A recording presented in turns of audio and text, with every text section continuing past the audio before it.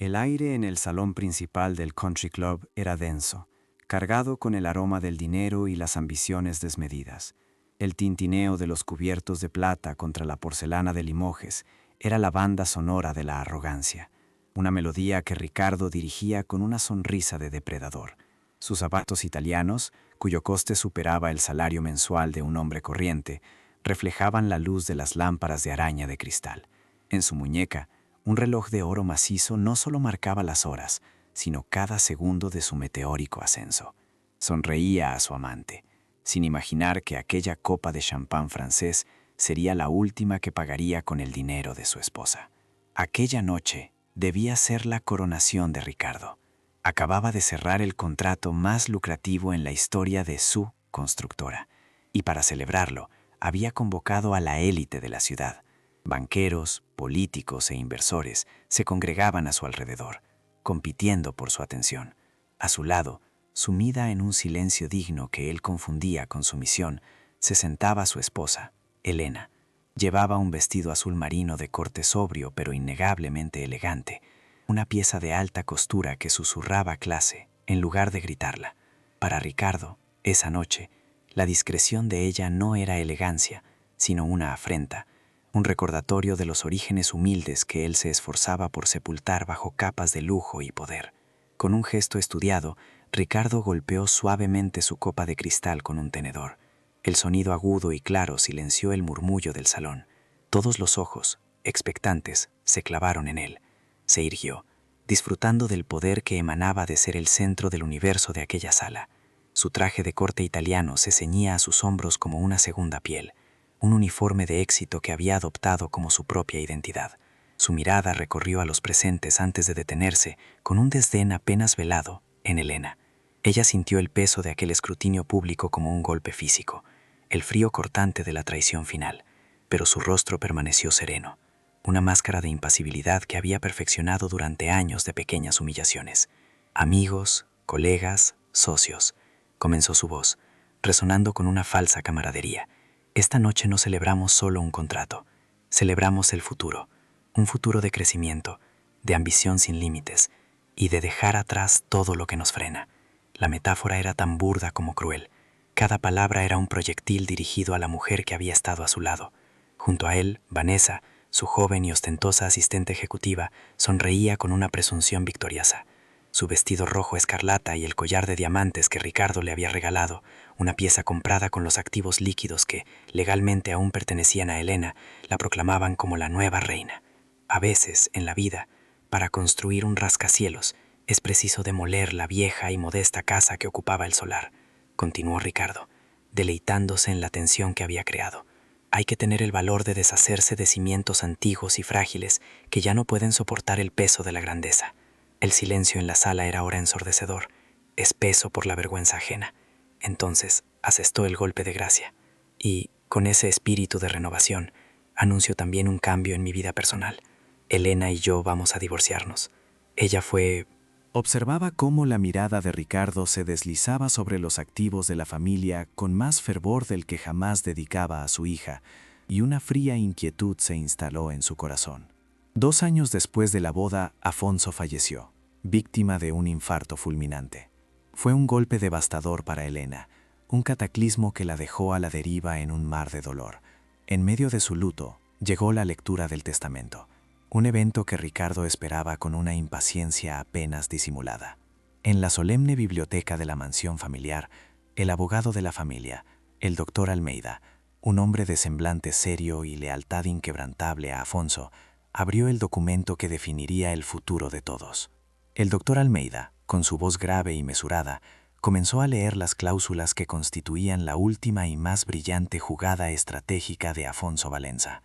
Todos mis bienes, incluyendo la totalidad de las acciones de la constructora Valenza, la residencia principal y todas las propiedades de inversión, quedan a nombre de mi única hija, Elena Valenza. Ricardo apenas pudo contener una sonrisa de triunfo, creyendo que su victoria era absoluta, pero la lectura no había terminado. No obstante, continuó el abogado, y cada palabra caía como un bloque de granito, la titularidad y el control directo de dichos activos serán mantenidos en un fondo fiduciario, administrado por este despacho. El señor Ricardo, en su condición de esposo, asumirá la presidencia de la empresa, con plenos poderes de gestión y un generoso salario. Tendrá el usufructo de todos los bienes, para que pueda proveer a mi hija el estilo de vida que ella merece. Ricardo se infló de orgullo. Presidente, control total, era más de lo que jamás había soñado. Su mente ya volaba, visualizando los coches deportivos, los yates y el respeto temeroso de sus rivales. En su euforia, apenas prestó atención a la parte final, las palabras que eran, en realidad, los eslabones de la cadena que un día lo aprisionaría sin remedio. Esta estructura de usufructo, concluyó el doctor Almeida, mirando por encima de sus gafas directamente a Elena, se disolverá, y la titularidad plena e inmediata de todos los bienes será transferida a la señora Elena bajo dos condiciones específicas e irrevocables. Primera, la comprobación fehaciente de infidelidad conyugal por parte del señor Ricardo. Segunda, la iniciativa de una petición de divorcio partiendo del señor Ricardo. El silencio que siguió fue denso y pesado. El testamento no era una herencia, era una obra maestral de desconfianza paterna, una trampa legal perfecta camuflada de generosidad. Afonso no había desheredado a su hija, la había blindado. Le entregó a Ricardo una cuerda de oro, para ver si la usaría para construir un futuro o para ahorcarse con su propia avaricia. Aquel día, Elena comprendió la genialidad, la astucia y el profundo miedo de su padre. Podría haberle revelado la verdad a Ricardo, haberle mostrado las cartas que sostenía en la mano, pero algo dentro de ella, un último vestigio de la lealtad a su padre y una dolorosa necesidad de creer en el hombre que amaba, la hizo guardar silencio. Decidió honrar el último deseo de su padre, poner a prueba el carácter del hombre con quien se había casado. Esperaba, con todo su corazón, que él superase la prueba. Pero el poder absoluto, o la ilusión de él, corrompe absolutamente. En los años que siguieron, Ricardo se transformó. El marido atento y cariñoso dio paso a un ejecutivo arrogante y despótico. Empezó a verse a sí mismo no como un gestor, sino como el genio creador del éxito de la empresa, olvidando convenientemente que había heredado un negocio sólido, rentable y con una reputación impecable. Comenzó a tratar a Elena como un accesorio obsoleto, una reliquia de sus orígenes más modestos que ya no encajaba con su nueva y deslumbrante imagen pública. Cada comentario despectivo en una cena con amigos, cada noche que llegaba a casa oliendo a un perfume que no era el de ella, cada risa de escarnio que le dirigía cuando ella hablaba de sus sencillas pasiones, era un ladrillo más en el muro de su propia prisión, y la llave, fría y pesada, seguía en el bolsillo de Elena. Ella aguantaba el corte frío de la deslealtad en silencio, no por debilidad, sino por una fuerza que Ricardo era incapaz de comprender. Su estoicismo no era resignación, era estrategia. Mientras él se pavoneaba en su mundo de lujo superficial, ella observaba, documentaba y esperaba, acumulando cada pequeña traición como munición para una guerra que sabía inevitable. El descubrimiento del romance con Vanessa, su joven y descarada asistente, no fue una sorpresa, sino una confirmación. Una mañana, al revisar los extractos de las tarjetas corporativas, un derecho que su padre se había asegurado de que conservara, vio los cargos, un collar de diamantes de una joyería exclusiva, reservas en suites presidenciales de hoteles de lujo, vuelos en primera clase a destinos exóticos. No sintió el arrebato de la ira, sino la fría claridad de la certeza. En lugar de montar una escena, de caer en la histeria que él esperaba, y sin duda despreciaría, Elena hizo algo mucho más peligroso. Cogió el teléfono y llamó al doctor Almeida. No hubo lágrimas, solo una calma glacial. Ha llegado el momento, dijo. A partir de ese día, mientras seguía desempeñando su papel de esposa discreta y sumisa, un equipo de investigadores privados comenzó a seguir cada paso de Ricardo. Cada encuentro clandestino, cada regalo extravagante pagado con el patrimonio de ella, cada correo electrónico comprometedor fue meticulosamente documentado y archivado. Elena no era una víctima ingenua esperando el desastre, era una generala preparando el campo de batalla, colocando cada pieza en el tablero para un jaque mate del que su oponente ni siquiera sospechaba la existencia. La humillación pública en el Country Club no fue por tanto el punto de ruptura de Elena, no fue el comienzo de su fin. Fue, simple y llanamente, la detonación controlada de la farsa de Ricardo. Él creía estar demoliendo una vieja casa para construir su rascacielos, sin darse cuenta de que la dinamita que sostenía en sus manos estaba conectada a los cimientos de su propio mundo. Y Elena, con una serenidad aterradora, era quien sostenía el detonador. Tras la salida de Elena, un silencio incómodo y denso descendió sobre el salón. El eco de sus tacones sobre el mármol pulido pareció colgar en el aire, un veredicto silencioso que nadie se atrevía a interpretar. Los invitados, que momentos antes competían por la atención de Ricardo, ahora evitaban su mirada, clavando los ojos en sus platos de porcelana o en los intrincados diseños de la alfombra persa. La humillación pública, incluso cuando uno no es la víctima, deja un regusto amargo, y el espectáculo de crueldad de Ricardo había cruzado una línea invisible de decoro social. Ricardo, sin embargo, era inmune a tales sutilezas. Rompió el silencio con una carcajada forzada, un sonido áspero que no logró disipar la tensión, sino que la acentuó. La interpretó como la rendición final, la patética retirada de una mujer que finalmente había entendido su insignificancia. Se giró hacia Vanessa, cuya sonrisa de suficiencia era el reflejo perfecto de su propia arrogancia, y le cogió la mano, entrelazando sus dedos en un gesto de posesión y victoria que pretendía ser visto por todos los presentes. «Patético», murmuró, lo suficientemente alto para que los más cercanos le oyeran. «Cree que puede asustarme con ese teatro de dignidad. Por fin libre». Levantó su copa de champán, el cristal de Bohemia brillando bajo la luz de los candelabros. Un brindis, amigos, por el futuro. Un futuro sin anclas, sin lastres del pasado. Un futuro donde el éxito no tiene que pedir disculpas por brillar demasiado. Su mirada desafiante recorrió la sala, retando a cualquiera a contradecirle, a no celebrar su recién proclamada libertad. Vanessa se aferró a su brazo, los diamantes de su collar centellando con cada movimiento. Joyas compradas con un patrimonio que ella creía asegurado. Bebió de su copa y le besó con una pasión calculada, un acto diseñado para borrar cualquier recuerdo persistente de la esposa despreciada. Para ellos, en su burbuja de narcisismo, la escena no era una debacle social, sino la apoteosis de su poder. Creían que la sociedad allí reunida admiraba su audacia, sin comprender que lo que en realidad sentían era una mezcla de repulsión y un mórbido interés por el desastre que se avecinaba. Sintiendo que el ambiente no se recuperaba, Ricardo decidió redoblar la apuesta, convencido de que una demostración aún mayor de poder y riqueza doblegaría cualquier juicio moral. Hizo una seña al director del club. «Que traigan otra caja del mejor champán francés», ordenó con voz estentórea. «Y mañana a primera hora quiero que envíen las pertenencias de la señora Valenza a cualquier organización benéfica. Ya no las necesitará. La mansión va a ser redecorada por completo. Vanessa tiene un gusto exquisito». Aquella fue la estocada final, la crueldad innecesaria que selló su destino. No se contentaba con el divorcio. Necesitaba aniquilar, borrar cualquier vestigio de la existencia de Elena en su vida. Los pocos invitados que quedaban comenzaron a inventar excusas, a despedirse con apretones de manos flojos y sonrisas congeladas.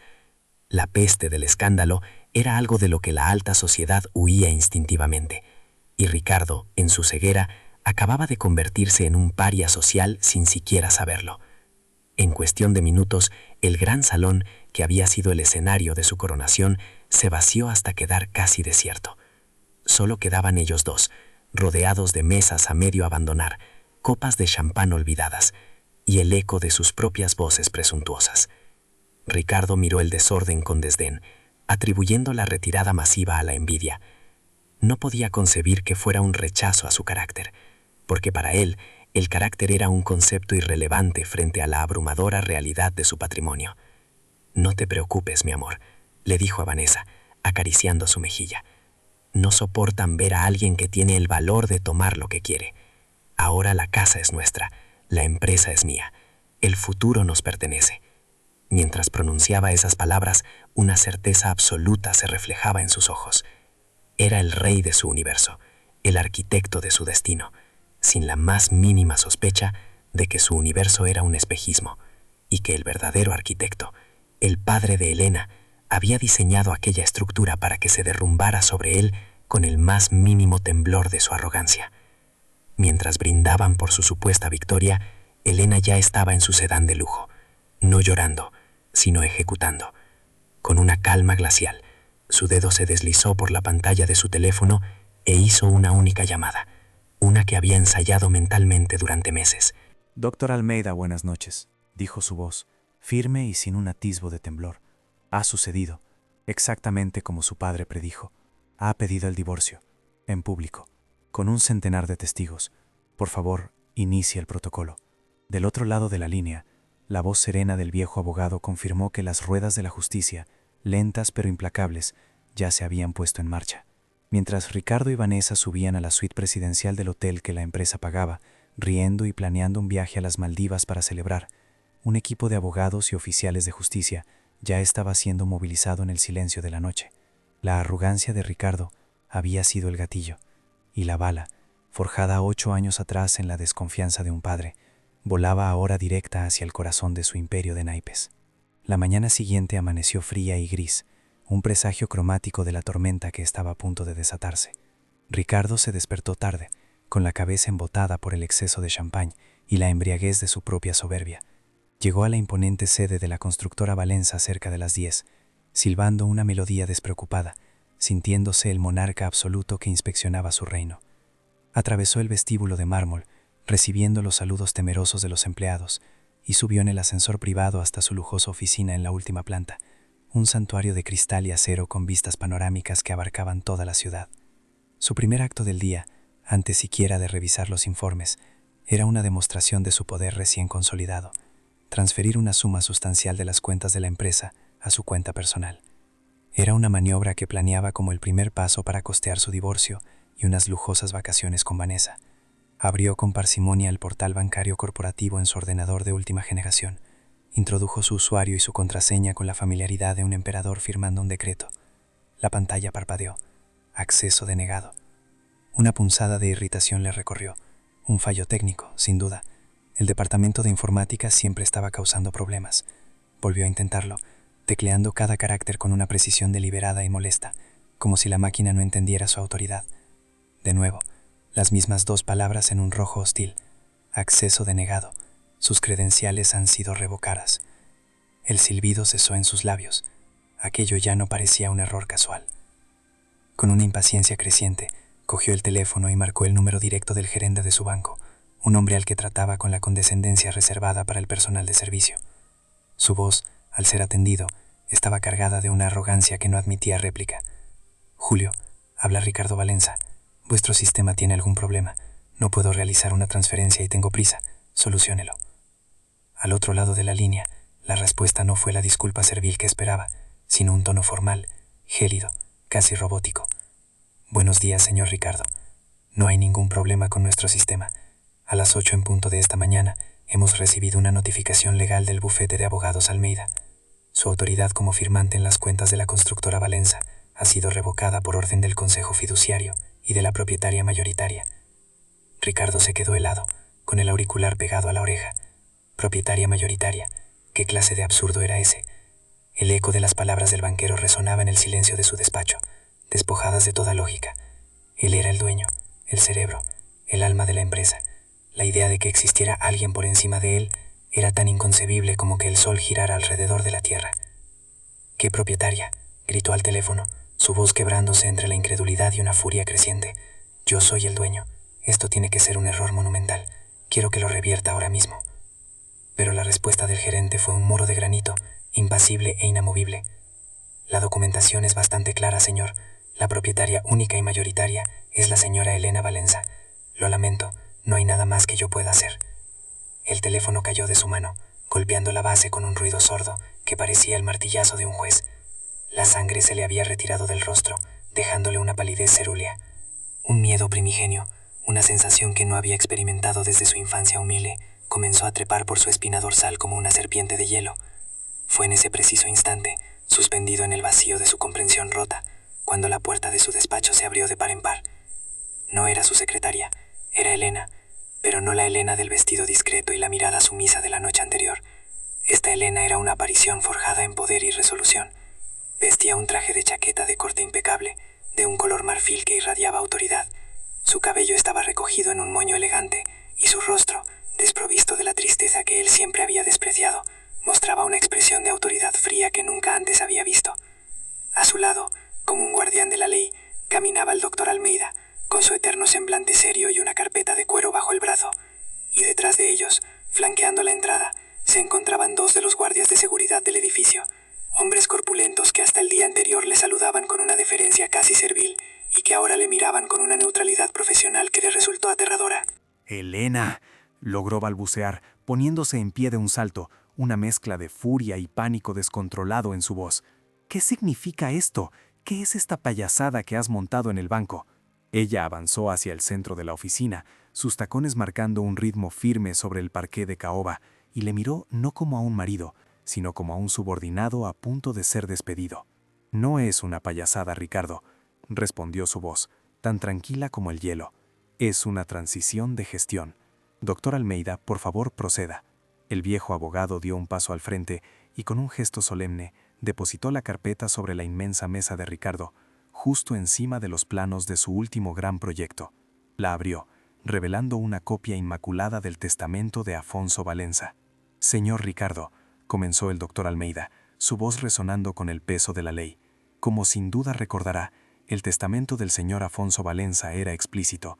La pasada noche, a las 21:34, al anunciar públicamente y ante testigos su intención de divorciarse de la señora Elena, usted activó la cláusula de disolución del fondo fiduciario. A partir de ese preciso instante, usted dejó de ser el presidente de esta compañía». Cada palabra era un clavo que lo fijaba a la cruz de su propia estupidez. El abogado hizo una pausa, permitiendo que la enormidad de la revelación se asentara en la mente de Ricardo antes de asestar el golpe final. «Usted ya no es un empleado, y por supuesto no tiene ninguna afiliación, derecho o potestad sobre la constructora Valenza o cualquiera de sus activos». El rostro de Ricardo transitó del rojo de la rabia al blanco del pánico más absoluto. Su mirada saltaba de Elena al abogado, su boca abriéndose y cerrándose como la de un pez fuera del agua, incapaz de articular un solo sonido. Toda la arrogancia, toda la fachada de hombre hecho a sí mismo, se desmoronó en un instante, revelando al hombrecillo asustado y codicioso que siempre había sido. «No, no puede ser», tartamudeó finalmente, las palabras tropezando unas con otras. «Yo construí esto, yo hice que esta empresa creciera hasta convertirse en lo que es hoy. Esto es mío». Fue entonces cuando Elena habló de nuevo, y su voz, aunque serena, tenía el filo cortante del acero. «Tú gestionaste, Ricardo, y fuiste muy generosamente pagado por ello. Pero la empresa, la casa, los coches, el avión privado, este estilo de vida, todo fue siempre de mi padre, y ahora es mío, solo mío». Como si la escena hubiera sido escrita por un dramaturgo con un sádico sentido de la ironía, la puerta se abrió de nuevo y Vanessa entró contoneándose, con una sonrisa radiante y un café para llevar en la mano.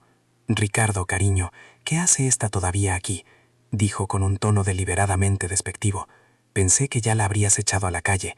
Su sonrisa se congeló y murió en sus labios al procesar la escena que tenía ante sí. Elena, erguida como una emperatriz, el abogado, impasible como un verdugo, los guardias de seguridad bloqueando la puerta, y Ricardo, descompuesto, apoyado en la mesa como si sus piernas no pudieran sostenerle. Elena giró lentamente la cabeza y posó su mirada en ella, evaluándola y descartándola como si fuera un insecto insignificante. «Señorita», dijo Elena, sin molestarse en usar su nombre, «le ruego que abandone las instalaciones de mi empresa. Su contrato de asesoría externa también ha sido rescindido con efecto inmediato. Los señores de seguridad la acompañarán a su mesa para que pueda recoger sus efectos personales, y solo los personales». Los ojos de Vanessa se llenaron de pánico y buscaron a Ricardo, esperando que su poderoso amante la defendiera, que pusiera a esa mujer en su sitio. Pero lo único que encontró fue la mirada vacía de un hombre en pleno colapso, con la frente perlada de un sudor frío y la comprensión de su ruina total reflejada en sus pupilas. La justicia no solo era poética, era quirúrgica. Los guardias de seguridad se acercaron a Ricardo con una eficiencia impersonal. «Señor, por favor, acompáñenos», dijo uno de ellos, su voz profesional desprovista de cualquier emoción. «Debe desalojar el edificio». Le cogieron suavemente por los brazos y lo escortaron fuera del despacho que él creía suyo, obligándole a realizar un paso de la vergüenza por los pasillos acristalados. Pasó ante decenas de empleados que ahora le observaban, no con el miedo de antes, sino con una mezcla de conmoción, desprecio y una mal disimulada satisfacción. En la recepción, su tarjeta de crédito corporativa y la de acceso fueron cortadas por la mitad delante de sus ojos. La llave de su sedán alemán de lujo, propiedad de la empresa, fue retirada de su mano temblorosa. No le permitieron salir por la puerta principal, la que tantas veces había cruzado con el pecho henchido de orgullo. Le condujeron por el pasillo de servicio, a través de la puerta trasera, y le dejaron en la acera, justo cuando una llovizna fina y sucia comenzaba a caer sobre la ciudad. Solo, sin coche, sin dinero, sin poder, sin absolutamente nada más que el traje de corte italiano que llevaba puesto, el último vestigio de un imperio que nunca había sido suyo. La llovizna fina y sucia que caía sobre la ciudad se aferraba a la lana de su traje italiano, empapando el tejido hasta convertirlo en un sudario frío y pesado. Ricardo permaneció inmóvil en la acera, un monumento a la incredulidad, mientras el eco de la puerta de servicio cerrándose a su espalda resonaba en sus oídos como el golpe de un mazo. El mundo, que apenas unas horas antes se extendía a sus pies desde la ventana panorámica de su despacho, se había encogido ahora a un trozo de hormigón mojado y a la hedora basura del callejón. Su primer impulso fue un rugido de furia impotente, un grito que se ahogó en su garganta, transformado en un jadeo sordo. Esto no podía ser real, era una pesadilla, una elaborada y cruel broma de Elena. Intentó sacar su teléfono para llamar a su abogado, pero sus dedos, torpes por el shock, apenas respondían. La pantalla se iluminó, mostrando una docena de notificaciones de aplicaciones bancarias, transacción denegada, límite de crédito superado, tarjeta suspendida. Cada alerta era un clavo más en su ataúd financiero. Con una mano temblorosa intentó llamar a Vanessa. Necesitaba oír su voz, necesitaba que su aliada, la reina que él había coronado, le confirmara que todo era un error. El teléfono sonó 1, 2, 3 veces antes de que ella respondiera. Su voz no era la melodía seductora y cómplice de la noche anterior, sino un témpano de hielo, cortante y distante. «¿Qué quieres, Ricardo?», espetó, sin el menor rastro de afecto. El ruido de fondo era de cajas arrastradas y cinta de embalar. Él, aturdido, apenas pudo articular palabra. «Vanessa, ¿qué está pasando? Elena, ella me ha echado, me ha bloqueado todo. Tenemos que hacer algo, llamar a los abogados, esto es un robo». Una risa seca y sin alegría crepitó al otro lado de la línea, un sonido más cruel que cualquier insulto. «¿Tenemos?», repitió ella, saboreando la palabra con un desdén venenoso. «No, Ricardo, tú tienes un problema. Yo tengo una lección aprendida. Creí que eras un rey, pero solo eras el bufón de la corte con la corona prestada. No vuelvas a llamarme».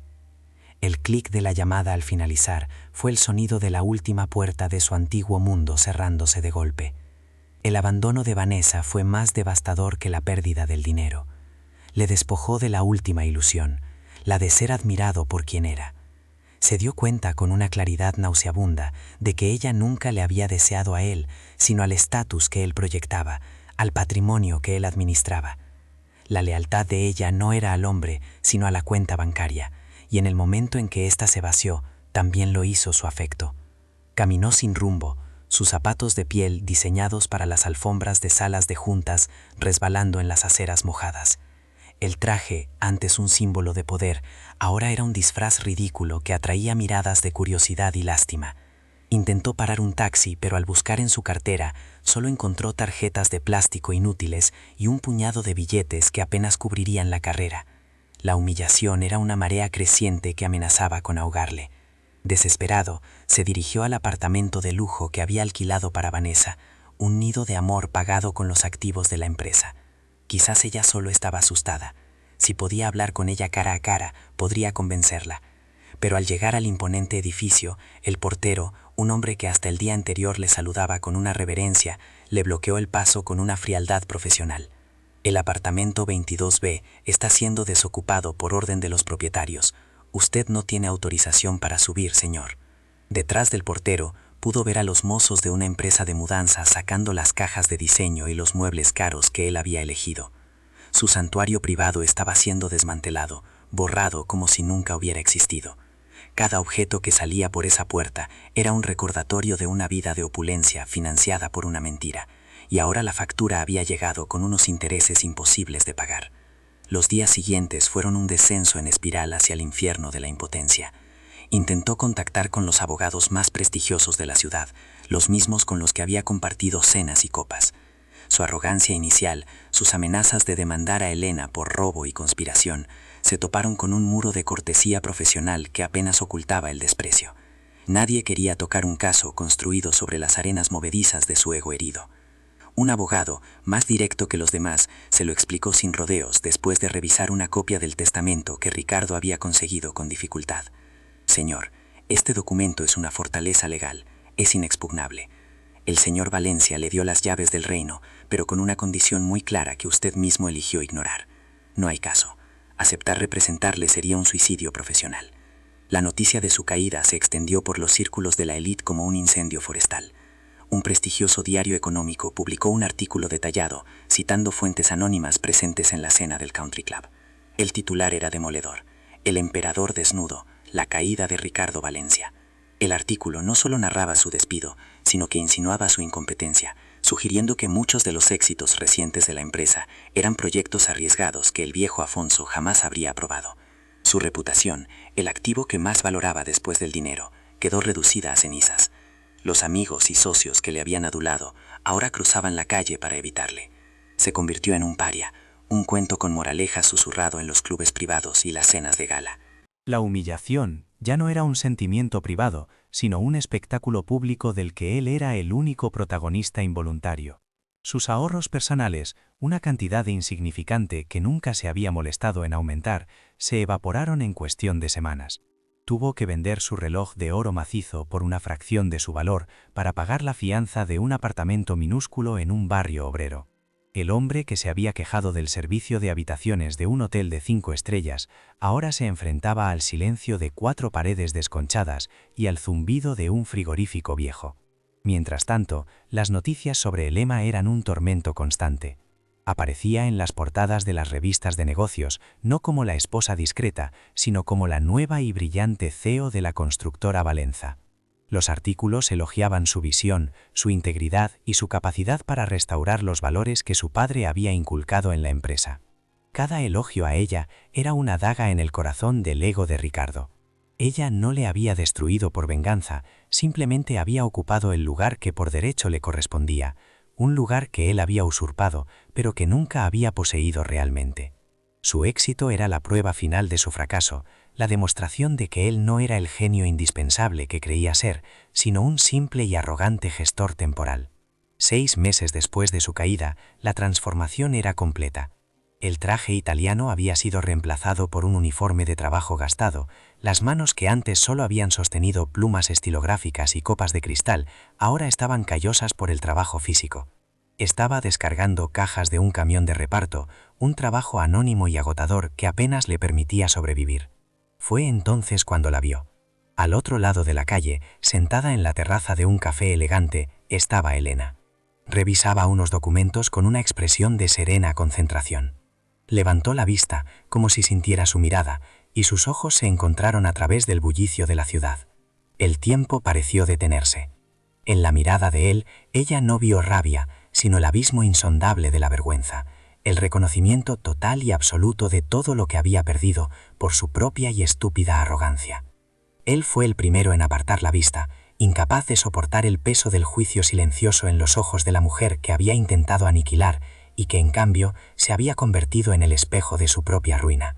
Elena no sintió triunfo ni compasión, simplemente sintió el cierre de un círculo, la fría y satisfactoria certeza de que la justicia, aunque a veces tarda, siempre encuentra su camino. Volvió a sus papeles, dejando a Ricardo solo con el peso de las cajas y el peso aún mayor de sus errores. Él era ahora un fantasma en la ciudad que una vez creyó suya, un recordatorio andante de que los imperios construidos sobre la arrogancia están destinados a convertirse en polvo. Aquel encuentro visual a través del cristal del café no fue un accidente, sino el punto final dictado por el destino. Elena observó a Ricardo por un largo momento, no con la satisfacción de la venganza, sino con la fría curiosidad de un biólogo que examina un espécimen que ya ha dejado de ser interesante. El hombre encorvado al otro lado de la calle, con el uniforme gastado y el rostro surcado por una fatiga que iba más allá de lo físico, era un eco fantasmal del depredador de traje italiano que la había humillado.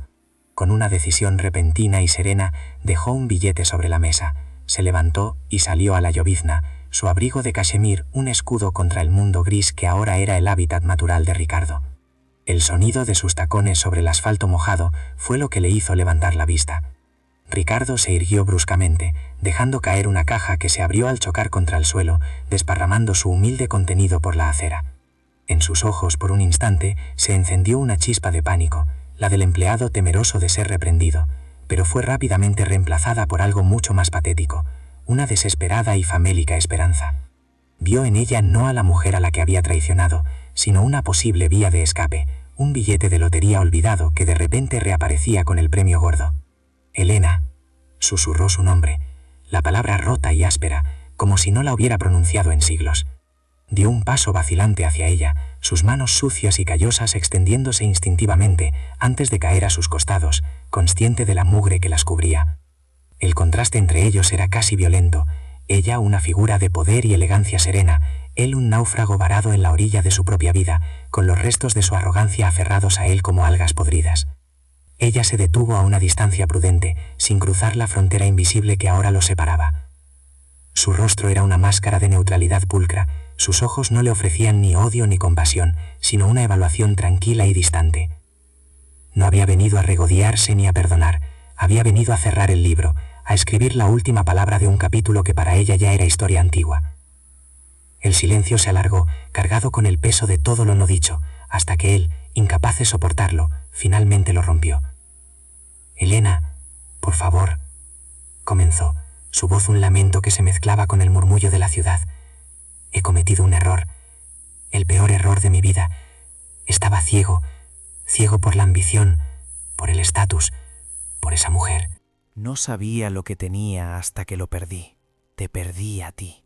Cada palabra era una pieza de un guión ensayado 1000 veces en la soledad de su miserable apartamento. Una actuación diseñada para conmover, para despertar la más mínima brasa de piedad.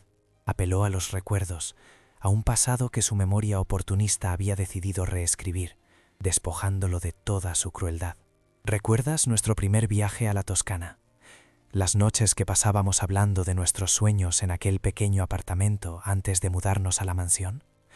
Éramos nosotros contra el mundo, Elena. Yo todavía amo a esa mujer. Todavía te amo a ti. La mención de aquellos momentos, pronunciada por sus labios, era una profanación, un intento de contaminar los pocos recuerdos buenos que a ella le quedaban. El narrador omnisciente podría haberle recordado que aquel viaje a la Toscana fue pagado con los primeros dividendos de la empresa de su padre, y que aquel pequeño apartamento era un lujoso ático que Afonso les había regalado como presente de bodas.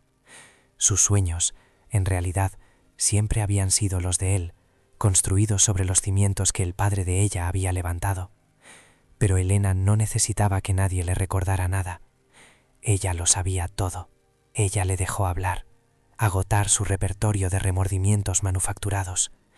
Escuchó con la paciencia de un ejecutivo que atiende a un vendedor insistente, sabiendo desde el principio que no va a comprar nada. Cuando él finalmente se calló, con lágrimas de autocompasión surcando la suciedad de sus mejillas, ella no reaccionó a su drama. Su respuesta fue tan precisa y fría como el bisturí de un cirujano. «He oído que has tenido dificultades para encontrar un empleo estable, Ricardo», dijo su voz, tranquila y formal, como si estuvieran en una reunión de negocios. «Mi departamento de recursos humanos está buscando personal para el almacén central. El trabajo es duro, pero el salario es justo y el seguro médico es excelente.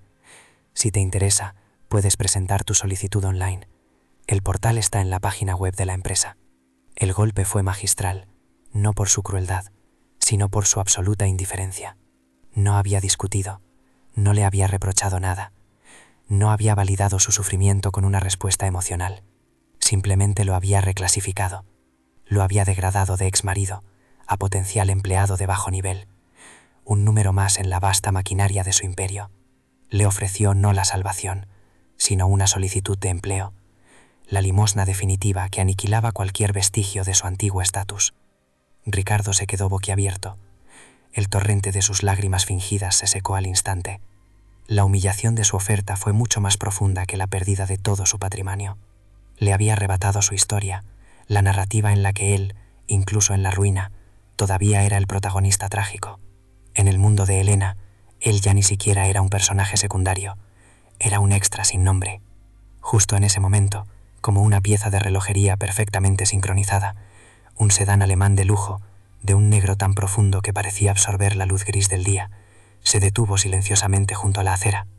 No era el coche que él solía conducir, era el modelo del año siguiente, más potente, más elegante, un símbolo inequívoco de que la vida no solo había continuado sin él, sino que había mejorado notablemente. Un chofer uniformado bajó del vehículo y abrió la puerta trasera para Helena, con un gesto de respeto impecable.